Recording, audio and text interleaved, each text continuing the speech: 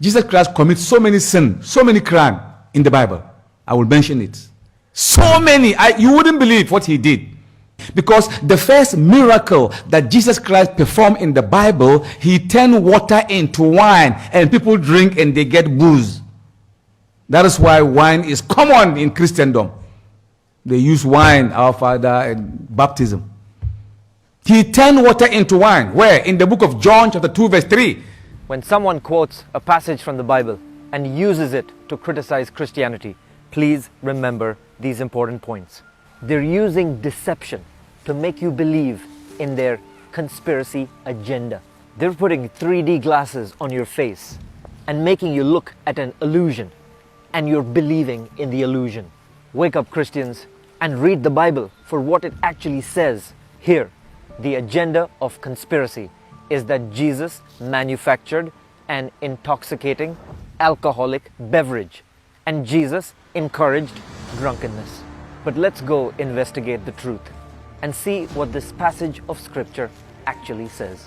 John chapter 2 and verse 3 says that the wine supply ran out during the festivities at the wedding of Cana.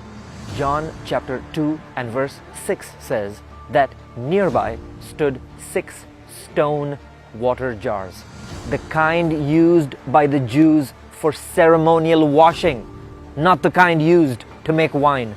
Clay pots were used to make wine, not stone jars. John chapter 2 and verse 7.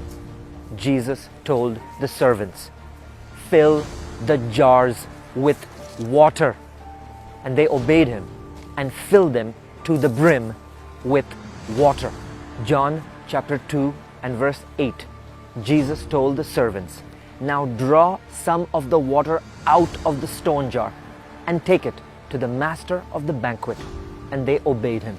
John chapter 2 and verse 9 also says that the master of the banquet tasted the water, but he did not realize where it came from.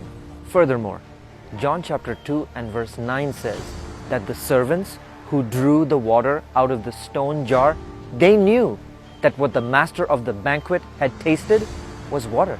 In John chapter 2 and verse 10, the master of the banquet called the bridegroom aside and he told him, "You have saved the best for last." So a careful study of John chapter 2 from verse 1 to verse 11 reveals to us that Jesus asked the servants to fill the stone jars with water.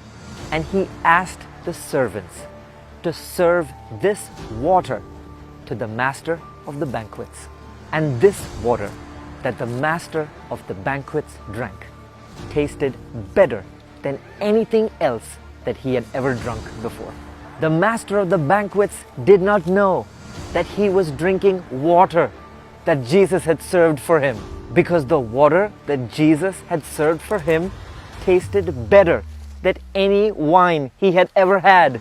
And that's why in John chapter 7 verse 37 and verse 38, Jesus stood up and said with a loud voice, "Let anyone who is thirsty come to me and drink, and you will receive living water."